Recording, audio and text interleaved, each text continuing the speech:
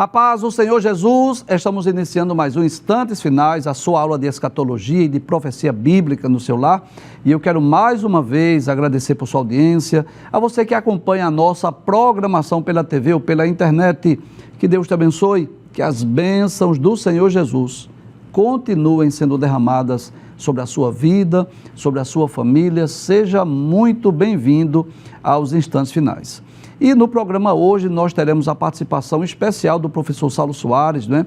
Ele que é teólogo, é escritor, é professor de teologia da nossa querida STADEB, a Escola de Teologia das Assembleias de Deus no Brasil, e também é autor de 3 obras que foram editadas pela editora Bereia. O primeiro é A Grande Tribulação, o Palco do Anticristo, onde ele faz uma abordagem acerca desse período tribulacional e de quem será esse homem que vai governar o mundo no futuro, quem é o anticristo. Também o livro É Jesus de Nazaré o Messias, onde o professor Saulo prova, à luz da Bíblia Sagrada, à luz das profecias, que Jesus é o Messias esperado dos judeus. E também o mais novo lançamento, Israel e a Igreja, ontem, hoje e amanhã, é a mais nova obra do professor Saulo Soares, e é sobre esta obra, sobre esse livro, sobre esse tema tão relevante que nós estamos comentando todas as quartas-feiras. Professor Saulo Soares, eu quero mais uma vez agradecer por sua presença, externar a nossa alegria de tê-lo aqui conosco, né? Nas quartas-feiras o programa está com audiência, né? De público, de telespectadores assistindo pela TV, de internautas da internet, e eu fico feliz com a sua presença que enriquece o nosso programa. Obrigado, professor Givanildo. Para mim é sempre um prazer estar aqui. Eu tenho encontrado pessoas, pastores. Essa semana encontrei o pastor Osias Gomes e a esposa dele, irmã Marta. Quero mandar um abraço para eles, lá na livraria Bereia. Sim. Irmã Marta disse que assiste assiduamente este programa. Que ela benção. gosta muito, viu? Que bom. E é muito bom, né, contar com a presença do professor Saulo, né, porque o professor Saulo estuda profecias e escatologia há mais de 4 décadas, há mais de 40 anos. Eu tive o prazer de conhecer o professor Saulo há mais de 30 anos, somos amigos de longas datas e sempre, né, nós estamos compartilhando experiências, sempre temos aprendido muito com esse grande homem de Deus, que é especialista em escatologia. E muitas perguntas que chegam para nós nos instantes finais, nós compartilhamos com ele aqui, e é muito bom tê-lo aqui no programa. E como você sabe, nós estamos comentando ainda o primeiro capítulo do livro, que trata acerca das alianças. A obra trata sobre Israel e a igreja ontem, hoje e amanhã, e eu tenho dito aqui com uma certa frequência que é muito importante nós compreendermos as alianças que foram feitas no passado, né, com Abraão, com a nação de Israel, com Davi, falar também da nova aliança, para nós entendermos a origem da nação de Israel. É claro que nós vamos falar sobre a igreja, mas em próximos programas. Ainda estamos lá nos primórdios, lá no primeiro capítulo. E em programas anteriores, nós já tivemos a oportunidade aqui de estudar sobre a aliança mosaica, foi isso, professor? Abraâmica. Abraâmica, desculpe, a aliança mosaica, aliança palestina. E nós não falamos ainda sobre a davídica, nem a nova aliança. Muito bem. Então, hoje, o nosso objetivo é falar sobre a aliança davídica, a aliança de Deus com o rei Davi. É sobre isso que nós vamos falar. Primeiro, eu gostaria que o senhor definisse para nós o que vem a ser essa aliança davídica e qual a importância dessa aliança dentro desse contexto da nação de Israel. Pois não. As alianças, como já estudamos, elas são pactos. Ela forma a constituição de Israel, de Deus para com Israel. Já vimos também que há mais de 280 alianças na Bíblia, mas para com Israel são apenas 5. Começa com a aliança abraâmica, vai para a aliança mosaica, aliança palestina, davídica e a nova aliança. Mas por quê? Aí o senhor pergunta, a gente tenta responder. São novamente emendas. Deus faz emendas, porque toda a Constituição faz de um país soberano. Como Israel é um país soberano, Deus começou a fazer emenda na Constituição. Por quê? Quando ele fez a aliança abraâmica e mosaica, Davi não tinha nascido. Aí veio um rei, aí então este rei foi posto como Saul, mas o negócio de Deus não era com Saul, era com Davi. Então a aliança davídica é algo que Deus trata literalmente com a tribo de Judá. E isso está escrito em Gênesis 49:10, se não me falha a memória.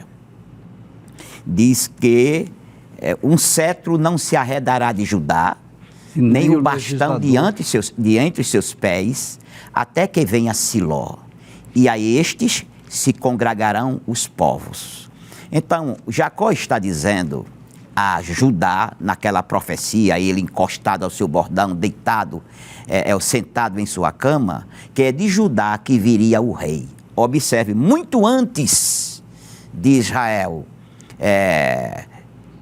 ter um rei, Jacó já profetizava que é da tribo de Judá que haveria um rei. É muito interessante, professor, sem querer interromper, não é porque Jacó, prevendo a sua morte, ele abençoa os 12 filhos, né?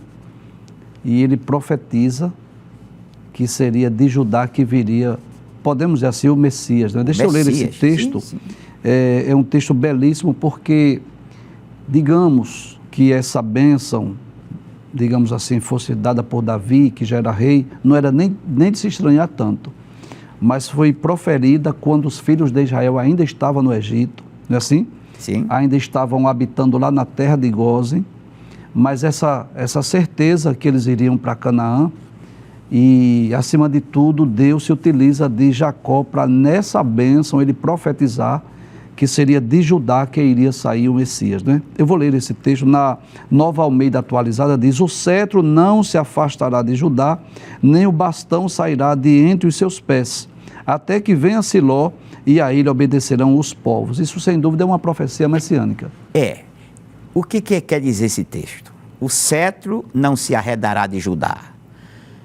A profecia está dizendo que quando houvesse rei em Israel, posto por Deus, este seria da tribo de Judá. Quando o cetro se afastasse, viria um governo através do Sinédrio.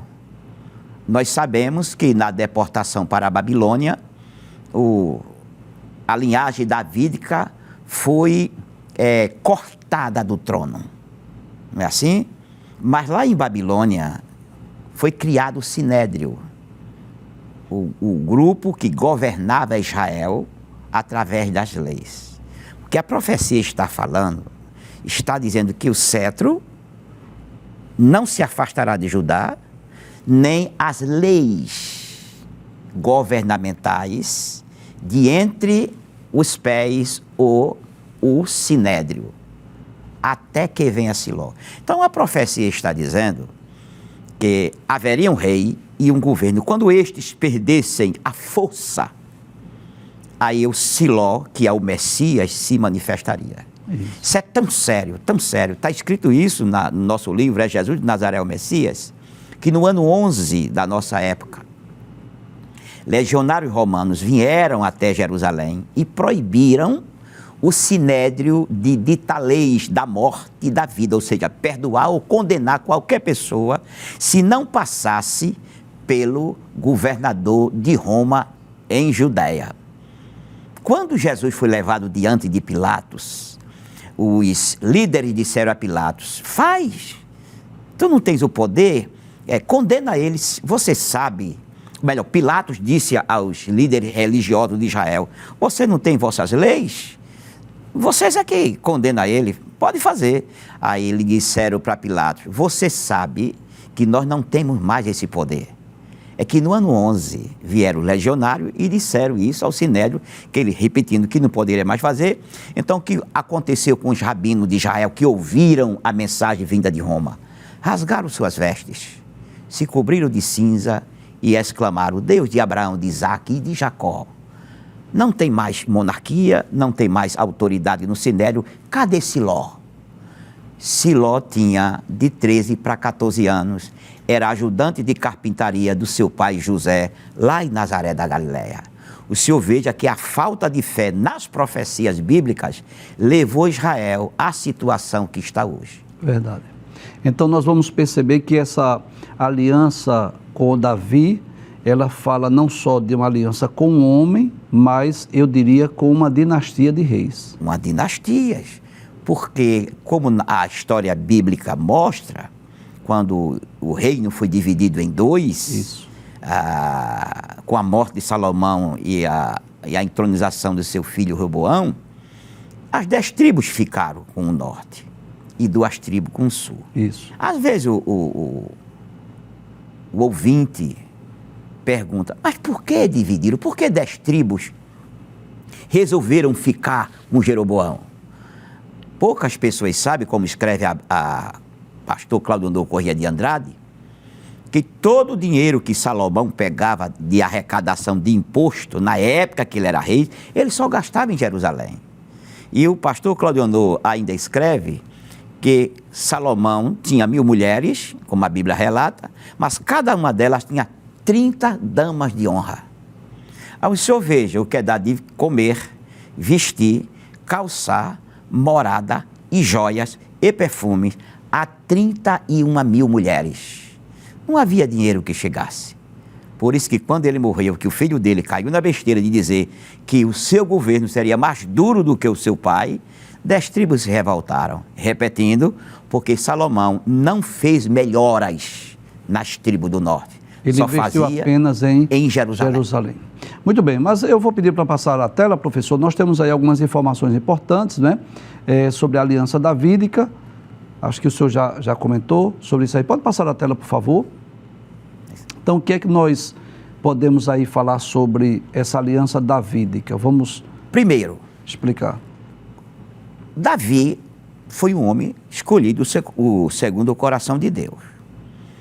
8 anos antes dele nascer, quando Saul tinha 2 anos de governo, nós conhecemos a história que Deus mandou Samuel dizer a Saul que fosse destruir os amalequitas e nada trouxesse. Saul desobedeceu. Isso. Samuel foi lá, repreendeu a Saul e disse a ele: Deus já tem um homem segundo o seu coração. Isso. Observe, professor Givanildo, 8 anos antes de Davi nascer. Isto aconteceu no 2º ano do reinado de Saul. Davi nasceu no 10º ano do reinado de Saul. E o menino cresceu e Deus preparou o garoto. O senhor sabe, a história mostra que o menino Davi, o rapazote Davi, ele matou um leão e um urso. O zelo que ele tinha por aquilo que ele tomava conta. Porque quem toma conta daquilo, de algo que foi posto em suas mãos, com a própria vida, ou arriscando sua própria vida, tem do dono do negócio todo o louvor. E se é coisa de Deus, também tem todo o louvor. Então Davi foi levado para matar Golias. Primeiro mata o leão e o urso, é uma preparação para não ter medo. Depois ele vai enfrentar Golias. O que eu acho interessantíssimo nessa história de matar Golias é que a Bíblia diz que quando Davi foi enfrentar o gigante no vale de Elá, no monte havia filisteus, no outro monte havia israelitas, judeus. E Davi disse para ele que ia derrubá-lo, cortar a cabeça e aquelas pessoas nunca mais ele veriam para sempre. Mas qual foi a estratégia de Davi? Eu conversando com um capitão da Marinha, e ele me deu um livro sobre estratégia do exército, e ele mostrou que lá, essa estratégia que Davi usou para matar Golias, está no livro. Porque nenhuma tática de guerra é usada uma segunda vez para vencer uma batalha. Por quê? Porque os estrategistas das guerras, eles conhecem todas as estratégias que foram usadas para vencer uma batalha, tanto do que venceu quanto do que perdeu. E a estratégia de Davi para matar Golias está escrito nos anais dos serviços militares do mundo inteiro.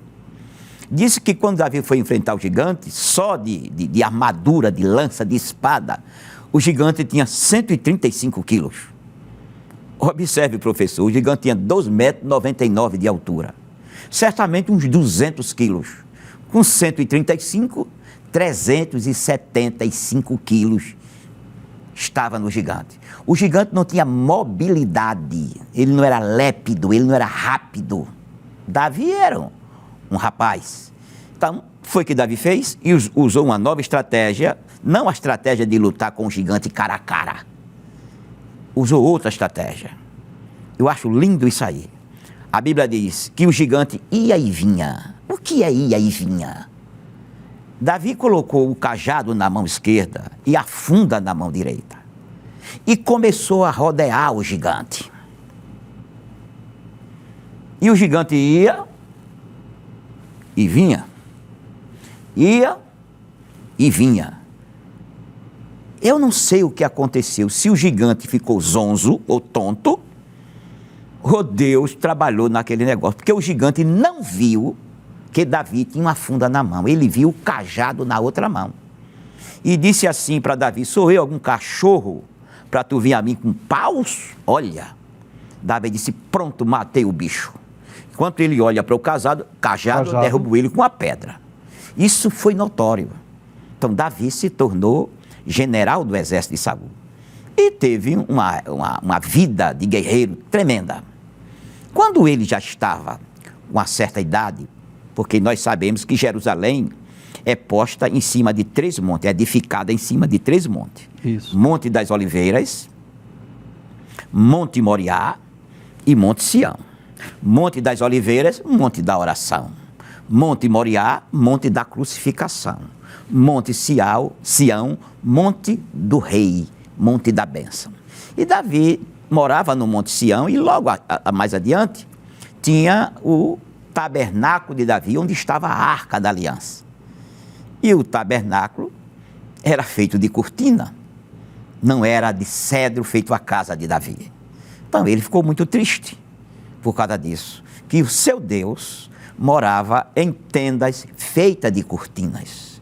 E ele, um simples mortal, servo do Deus Altíssimo, morava em casa feita de cedro. Ele tanto que pensou, que ele resolveu dizer a Natã, o seu homem de confiança, que era profeta de Deus. E era uma espécie de conselheiro dele também. Sim, senhor. Quando ele disse a Natã, Natã achou aquilo maravilhoso. Mandou que ele fizesse realmente o templo. Faz, Davi. Isso é muito bom. Aí, quando Natã foi recolhido à sua casa, de dormir, ao seu quarto, Deus disse: diga a Davi que não será assim, não. Será o seu filho. É o seu filho que vai fazer o templo. Quanto a ele, diga a ele que a casa dele, casa física, casa humana, a família, seria eterna. E o trono que ele está sentado também será eterno.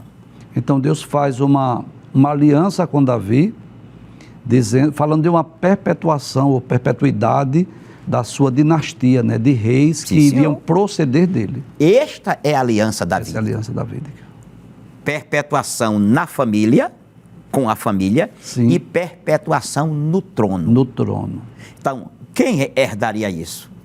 O Messias, que era da descendência de Davi, certo? Que se assentaria no trono, tá certo?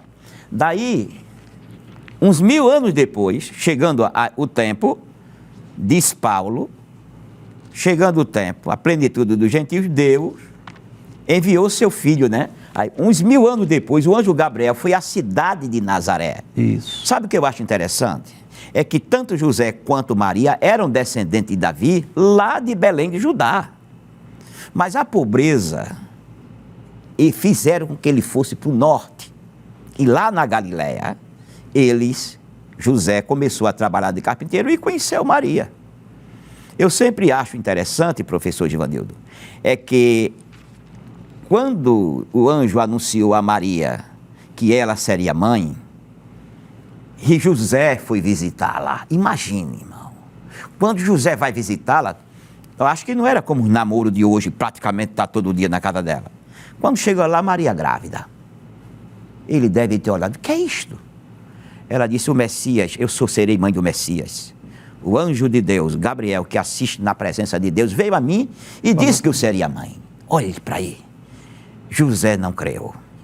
Qual é o noivo que vai crer numa coisa dessa? E o coitado do noivo foi para casa.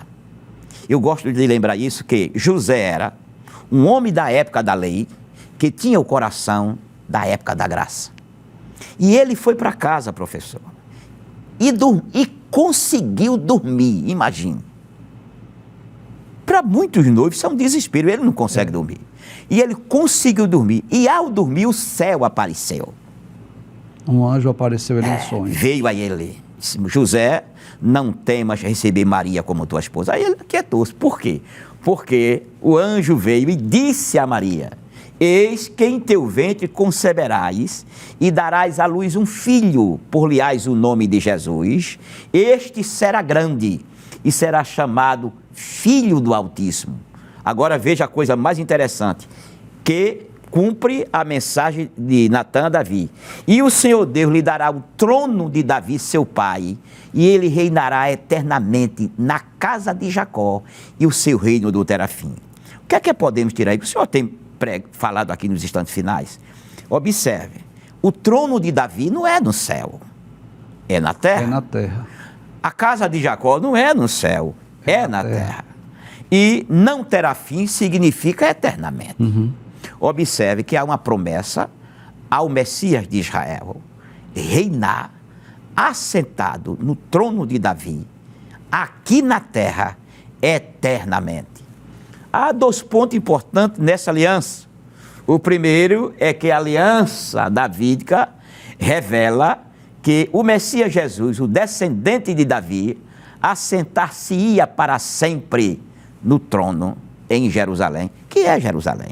Este é o primeiro ponto da aliança davídica, que o seu descendente assentar-se-ia para sempre no trono de Davi em Jerusalém. Antes do senhor falar do segundo ponto, eu acho muito interessante essa profecia, porque Maria recebe a visita do ser angelical e muito do que o anjo fala, Maria viu o cumprimento, né? Por exemplo, você está grávida, e ela realmente estava grávida, deu à luz um filho, o nome dele é Jesus, seria chamado de Emanuel. O anjo disse: olha, Isabel, tua prima, também já está grávida, esse é o 6º mês da sua gestação. Maria foi lá e realmente constatou que Isabel estava grávida. Mas esta profecia, que o seu filho iria reinar eternamente na casa de Jacó, Maria não viu o cumprimento, né? Eu tenho uma impressão que no ato da crucificação, quando Maria pôde ver Jesus sendo crucificado, é possível que ela tenha pensado: olha, muito do que o anjo falou já se cumpriu, mas há uma profecia que não se cumpriu ainda, que ela não viu seu filho sentado no trono. Sem dúvida, isso aponta para o futuro, né, professor? Sim, senhor. Para o reino milenial. Sim, senhor.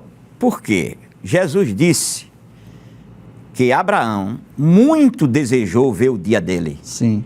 Ele viu e alegrou-se. Como é que Abraão viu o dia de Cristo? Pela fé. Podemos imaginar Abraão deitado na sua rede feita de pelo de cabra, né? Deitado, pensando, depois que Isaac nasceu. É assim, é assim, é assim. Ele alegrou-se com aquilo que iria acontecer. Certamente Maria. Jesus de Nazaré, ele conhecia as Escrituras, ele leu, ele aprendeu a ler, ele estudou as leis, estudou os profetas. Jesus não nasceu sabendo. O homem chamado Jesus não nasceu sabendo. Ele aprendeu, ele conheceu, ele entendeu que era ele. Certamente os anjos conversaram com ele. Com certeza. Porque Deus estava ali em carne, para fazer uma obra extraordinária. E outra coisa eu quero dizer, 2 coisas eu quero acrescentar.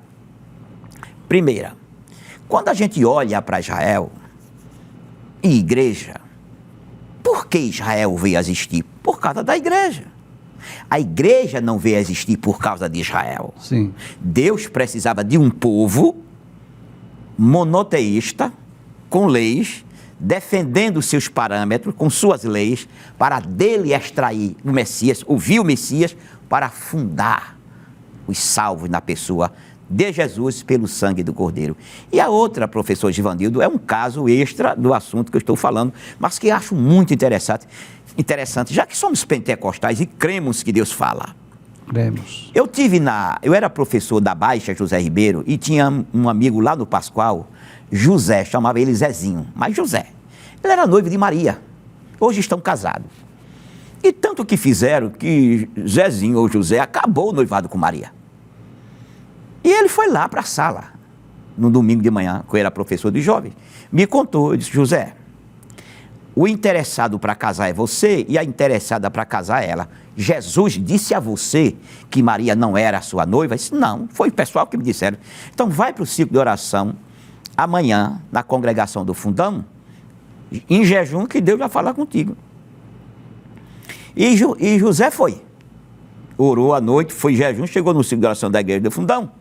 E a dirigente, de saudosa memória, ela disse assim, essa noite foi orar de madrugada e Jesus me levou a ler a Bíblia, eu tirei só um versículo. E eu vou ler este versículo aqui, não sei para quem é, não sei o que é, só vou ler o versículo, fechar a Bíblia e vou continuar o trabalho. Aí abriu. E José estava lá. José, não temas receber Maria como tua esposa. Zezinho voltou regozijado, casou com Maria e quando eu estava dando aula em Garanhuns, Zezinho estava lá para as bandas de lá, juntamente com Maria e já tinha filhos. Assim, as profecias bíblicas também se cumpriu em José e em Maria na atualidade. Muito bem. Mas o senhor falou aqui que havia 2 pontos importantes dessa aliança. O primeiro o senhor falou, que a aliança davídica revela que o Messias seria descendente de Davi e ia assentar para sempre. Nós solicitamos que colocasse essa tela, porque os irmãos que quiserem acompanhar, não é para tirar uma foto. Esse segundo ponto é que ele reinará eternamente na casa de Jacó.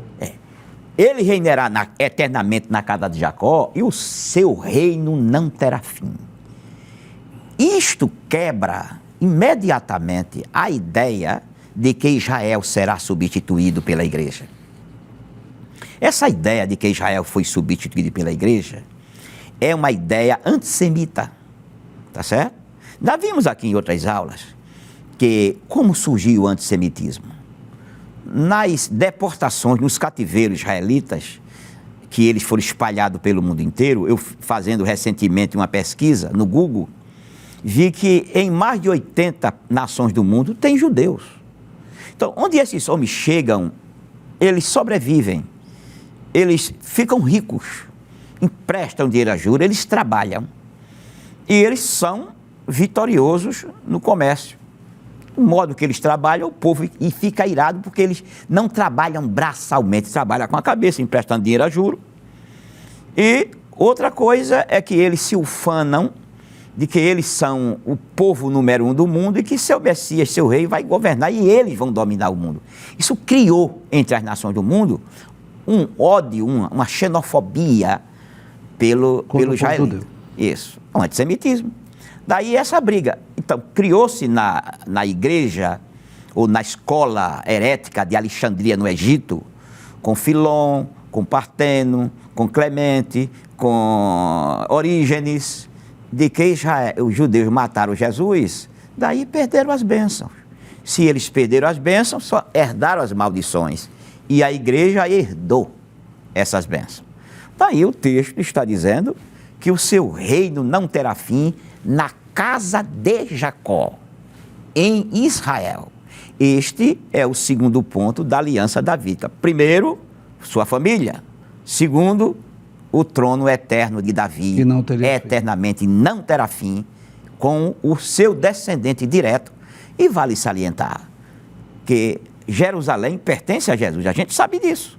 O único descendente vivo que é comprovado de Davi, descendente de Davi vivo, é Jesus.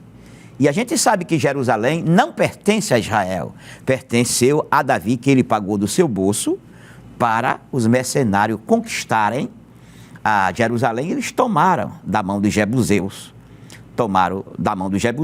Salém. Então, Jebus, Salém, Jerusalém. Então, é a cidade de Davi, dono é Davi. Então, Jesus de Nazaré é o herdeiro direto do trono de Davi. Por isso que ele disse uma certa vez nos evangelhos, Jerusalém será pisada pelos gentios, até que a plenitude dos gentios se acabe. Quem está dizendo é o dono da cidade. O dono da cidade está falando isso, vai permitir, e um dia ele vem para tomar posse da cidade e do trono. Professor, desculpe lhe interromper. O senhor, em programas anteriores, o senhor falou que existem promessas ou alianças condicionais e incondicionais. Esta aliança davídica, ela é condicional ou incondicional? É uma aliança incondicional. Isto é muito interessante.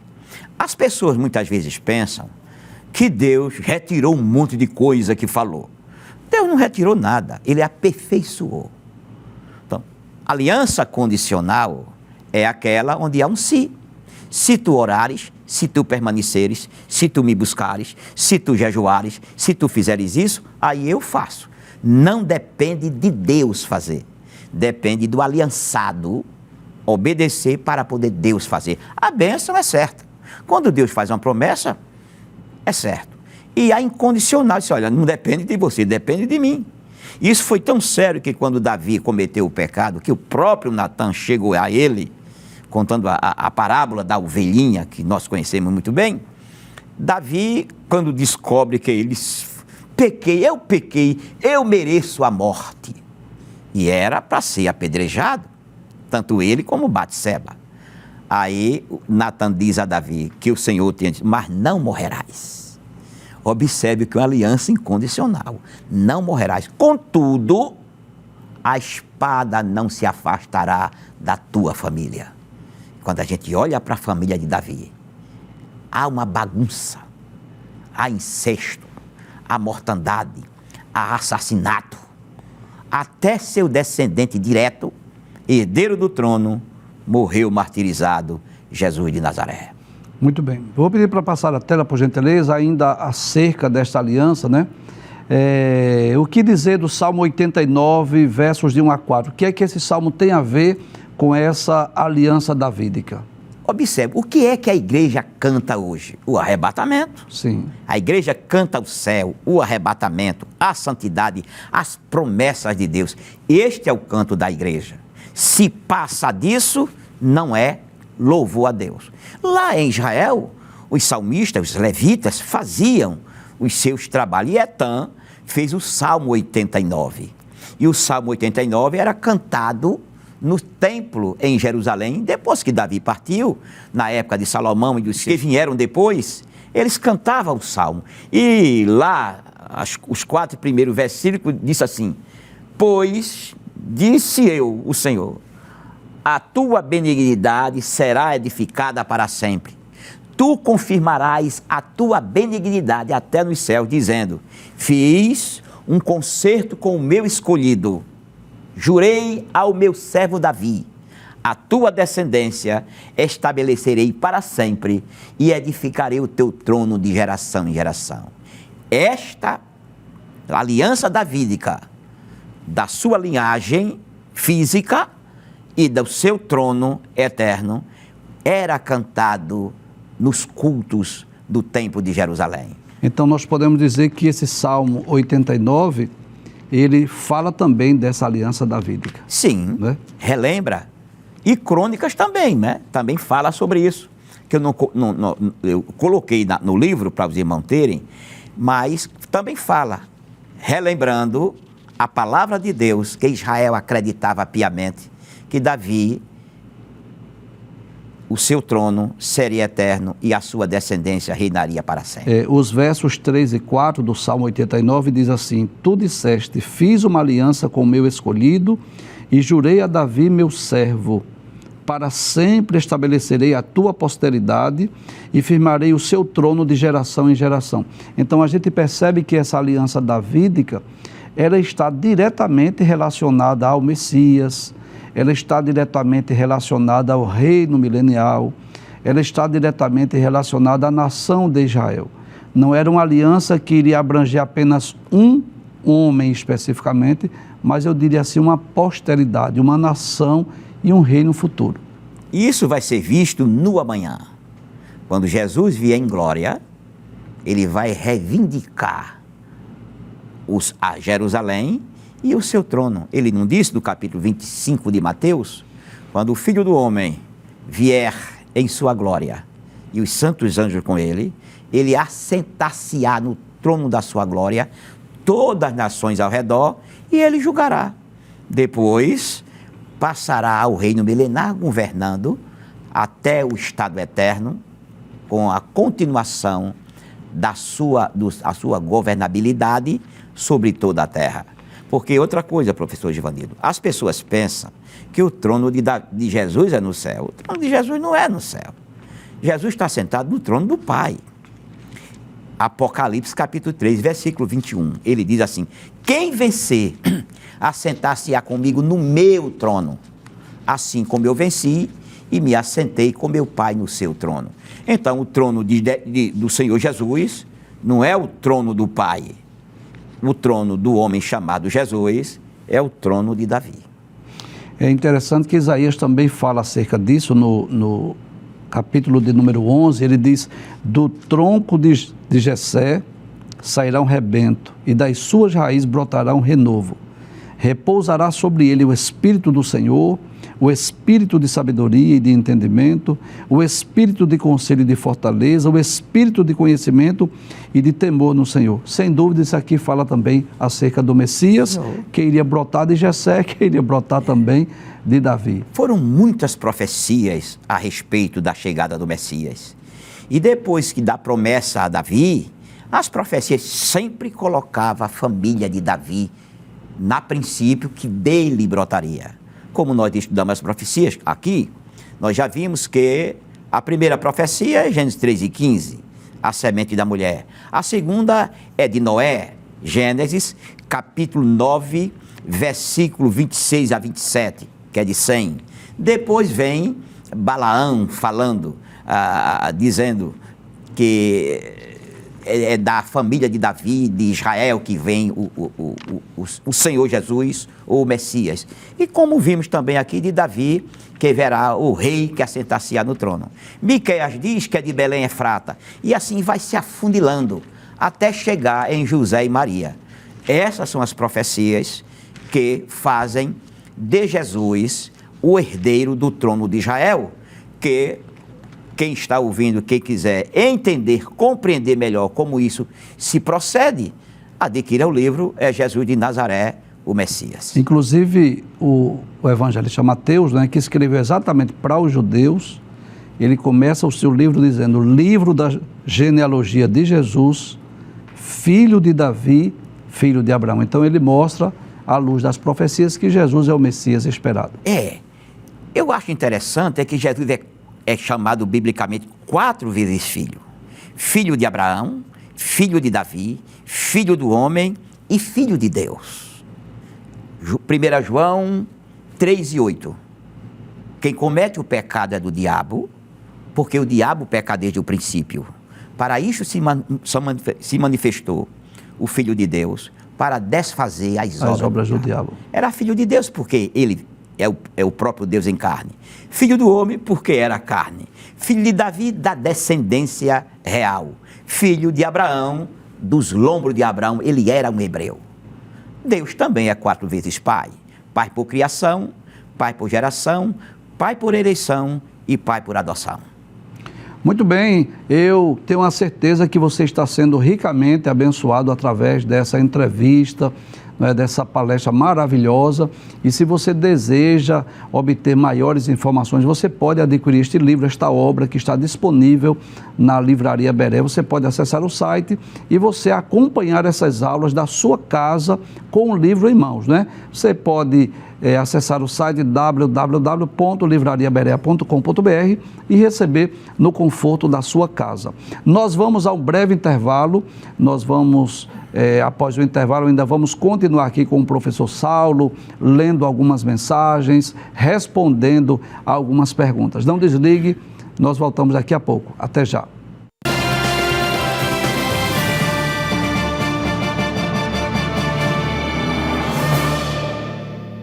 Estamos de volta com o programa Instantes Finais e esse é aquele momento de ler mensagens, de responder perguntas que foram enviadas para nós através do WhatsApp do programa. E eu quero inclusive agradecer aos nossos queridos internautas, aos nossos queridos telespectadores que têm enviado a sua mensagem, a sua pergunta para nós. Agora deixa eu fazer um pedido que é muito importante.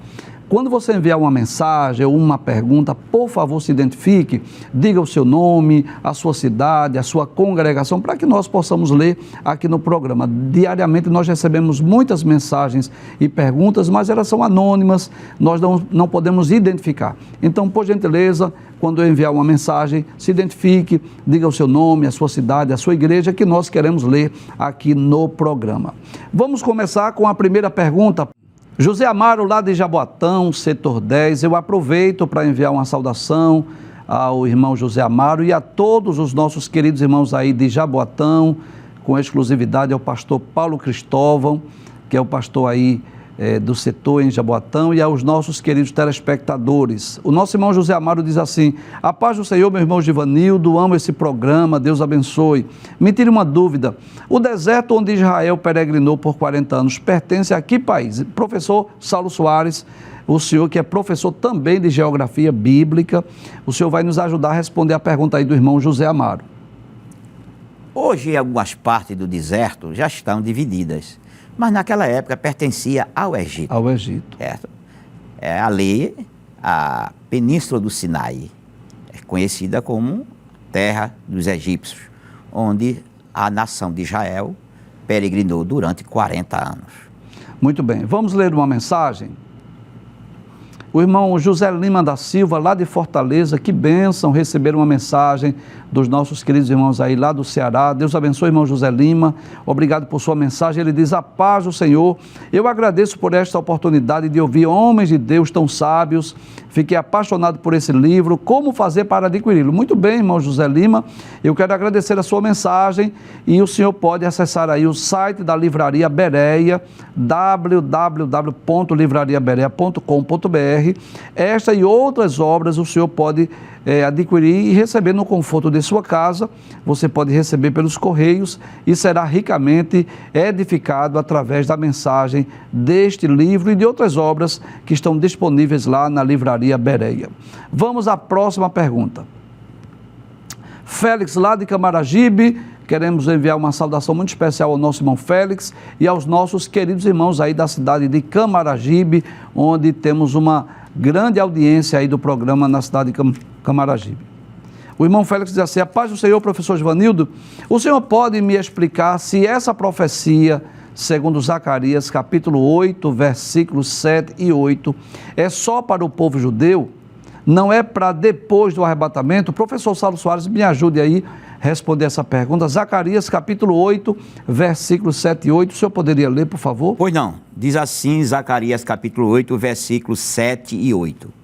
Assim diz o Senhor dos Exércitos: eis que salvarei o meu povo da terra do Oriente e da terra do Ocidente, e trá-los-ei e habitarão no meio de Jerusalém, e serão meu povo, e eu serei o seu Deus em verdade e em justiça.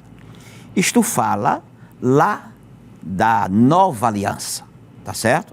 Quando o Senhor Deus, através de Jesus de Nazaré, que vem em glória, fará o julgamento das nações vivas e chamará todos os judeus da parte da terra para habitar novamente em Jerusalém, mostrando mais uma vez que Israel jamais foi substituído pela igreja. Então essa profecia é uma profecia específica, não é?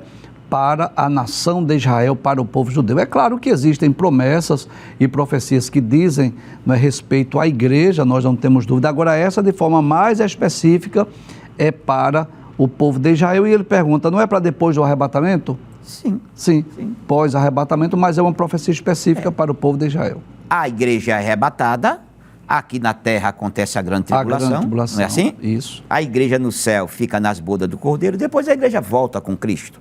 Isso. Apocalipse 17, 11 e diante.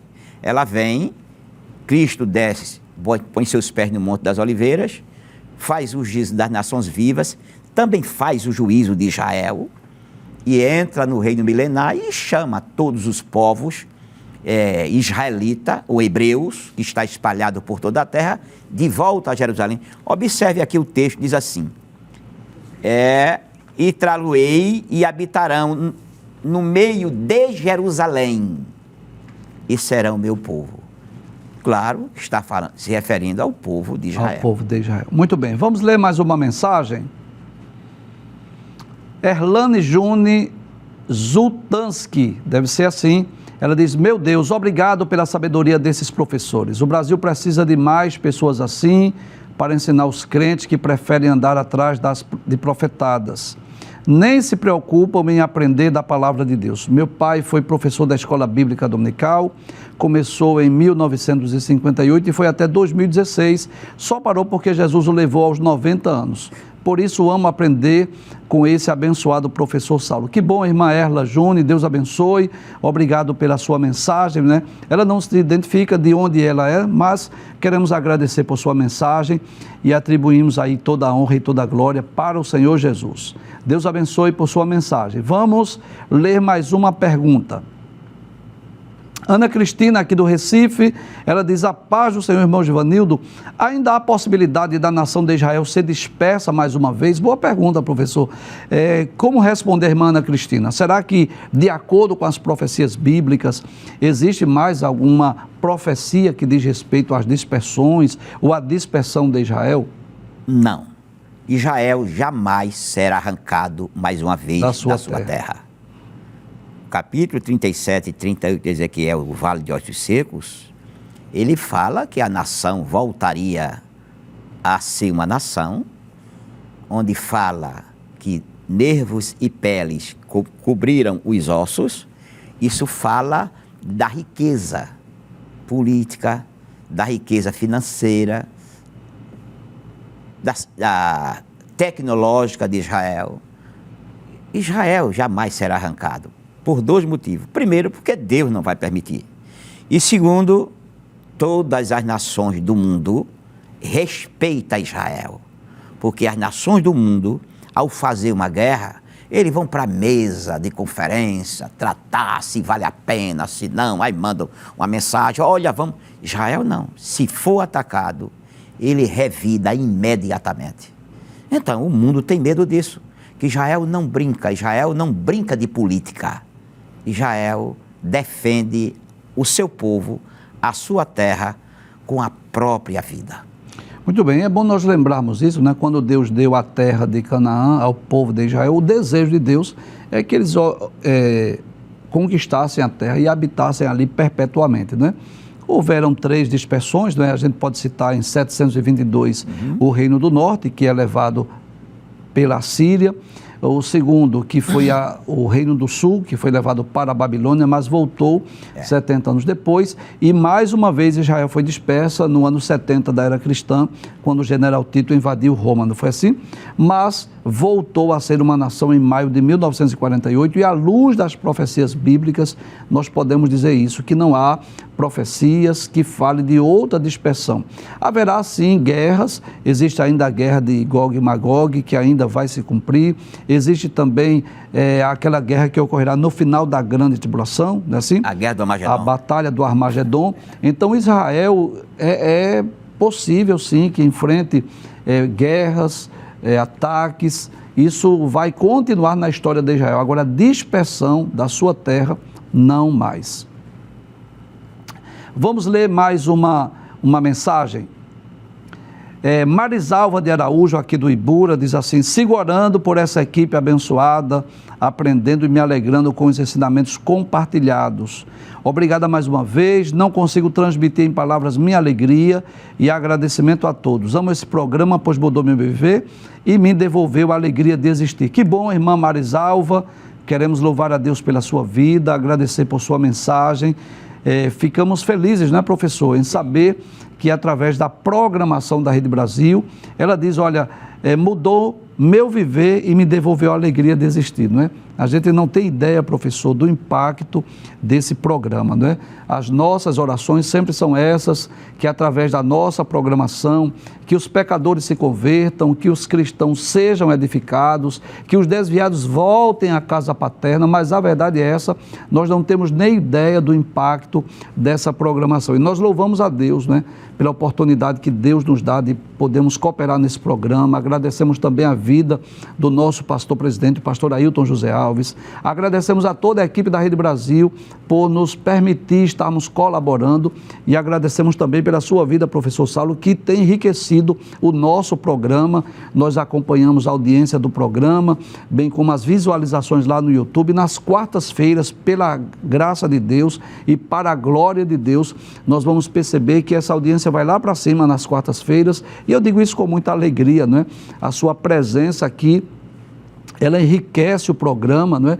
Porque nós passamos a aprender e compreender melhor as profecias bíblicas. Deus abençoe a nossa irmã Marisalva de Araújo. Vamos responder a última pergunta do programa hoje, por favor. Pedro Henrique, lá de Taquaritinga do Norte, aqui em Pernambuco. Deus abençoe aos nossos queridos irmãos aí de Taquaritinga do Norte. Ele diz assim: paz do Senhor Jesus. Professor, é possível que os judeus ou alguns deles se convertam ao cristianismo hoje em dia? Não apenas hoje em dia. Sim. Desde a época da evangelização dos apóstolos. Sim, da igreja primitiva, né? Da igreja primitiva. Que eles se convertem. Os primeiros 100 mil crentes eram judeus. Sim, sim. Com a Batalha de Bar Kokhba, em 135, os judeus se afastaram e os gentios entraram. Mas o que acontece hoje em dia? Há 2 grupos de judeus cristãos, chamados judeus messiânicos. Por incrível que pareça, eles não entram na igreja cristã com o povo. É muito difícil. Eles formam a igreja de judeus messiânicos, sabendo que judeus messiânicos se dividem em 2 tipos. Judeus messiânicos que crê que Jesus é o Messias de Israel, e judeus messiânicos que creem que Jesus é apenas um emissário, não é Deus. Repetindo, um grupo crê que Jesus é o Messias enviado por Deus, Deus em carne. E o outro grupo não acredita que é Deus em carne, é apenas um emissário ou um pregador. Um enviado de Deus. Enviado né? de Deus. E é bom nós lembrarmos, né, por exemplo, lá em Romanos, capítulo 1, versículos 16 e 17, Paulo diz assim: pois não me envergonho do evangelho, pois é o poder de Deus para a salvação de todo aquele que crê, primeiro do judeu e também do grego, porque a justiça de Deus se revela no evangelho de fé em fé, como está escrito: o justo viverá por fé. Então, Paulo deixa bem claro aqui que o evangelho é o poder de Deus para a salvação de todo aquele que crê, e ele diz assim: primeiro do judeu. Então, como já disse o professor Saulo, né, as primeiras pregações, as primeiras conversões foram de judeus, né? Quem não lembra, por exemplo, do discurso de Pedro, a pregação de Pedro lá no dia de Pentecostes? Aquelas quase 3.000 almas que se converteram eram judeus. Agora, claro, hoje existe a maioria dos judeus, eles não creem em Cristo como Messias, essa é a verdade. Eles ainda estão aguardando a reconstrução do templo. O desejo dele é voltarem a oferecer holocaustos e sacrifícios lá no templo. A grande maioria dos judeus guardam apenas o Antigo Testamento, não creem na inspiração do Novo Testamento, não creem na inspiração dos Evangelhos, do livro de Atos, das Epístolas e do Apocalipse. Leem esse livro apenas como livros históricos, mas não como canônicos. E esses judeus também precisam crer em Cristo para ser salvos. Eu sempre digo aqui no programa que o fato de alguém ser descendente de Abraão, Isaac e Jacó não garante a salvação de ninguém. E ninguém melhor do que Paulo para dizer isso. Na carta aos Romanos, capítulo de número 10, versículo 1, Paulo diz assim: irmãos, o desejo do meu coração e a minha súplica a Deus em favor deles é para que sejam salvos, né? Paulo está dizendo aqui que o desejo dele é que os judeus sejam salvos. E para que eles sejam salvos, o que é que eles precisam fazer? Crer em Cristo. Então, existem aqueles judeus que são messiânicos, como o professor Saulo já falou, né? Que são da descendência de Abraão, Isaac e Jacó, e são judeus, digamos assim, por descendência, por linhagem, mas que crê em Jesus como Messias. E estes sim guardam não só o Antigo Testamento, mas também o Novo Testamento e estão esperando a vinda de Jesus. Então é possível sim os judeus serem salvos, mas a gente bate mais uma vez nessa tecla que o fato de ser judeu não garante salvação a ninguém.